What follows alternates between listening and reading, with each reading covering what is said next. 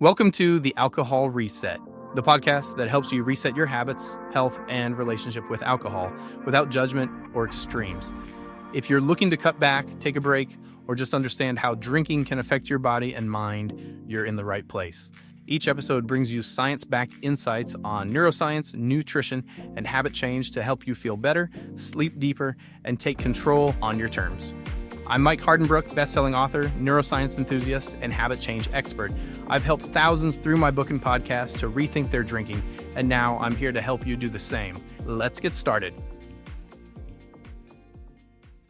Hey everyone, Mike Hardenbrook here. So, you know how sometimes you meet someone and it's like their whole personality revolves around drinking, like they are their drinking habits. It's not just a social thing, it's woven into who they seem to be.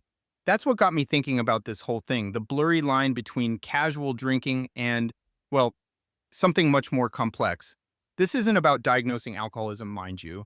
This is about how drinking can actually become a pretty significant part of someone's identity and how that can lead to problems.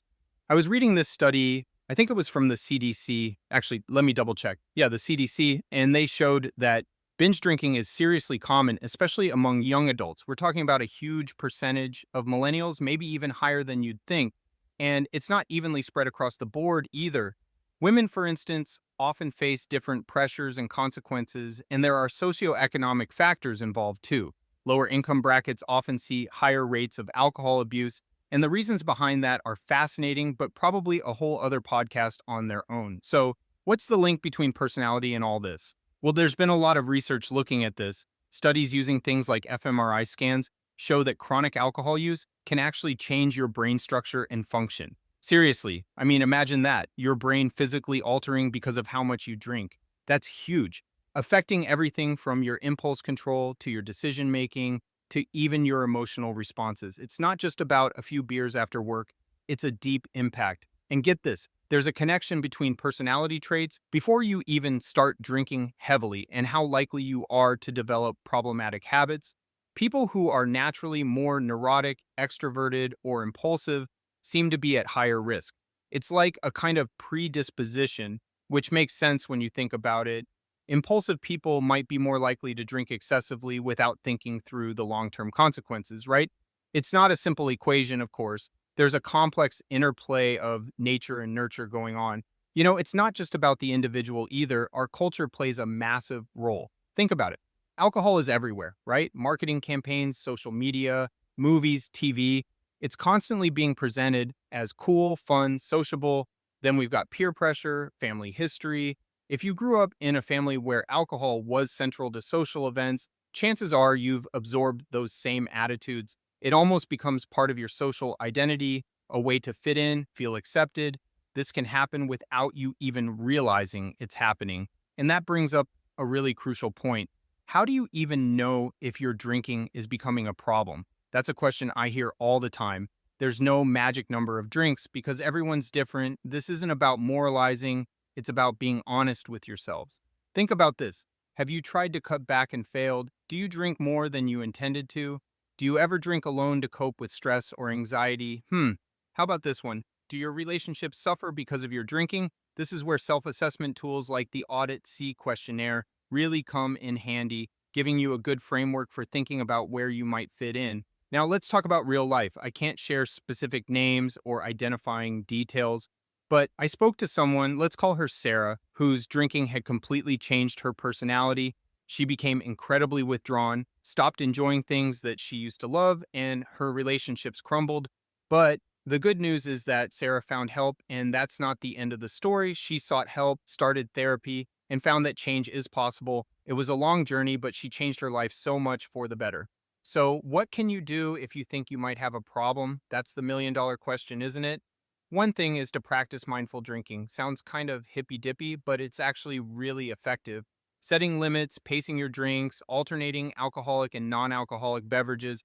These are all small but powerful steps. We need to focus on developing healthier coping mechanisms, finding things you can turn to when you feel stressed instead of immediately reaching for a drink is important. That might be exercise, meditation, spending time in nature, whatever works for you.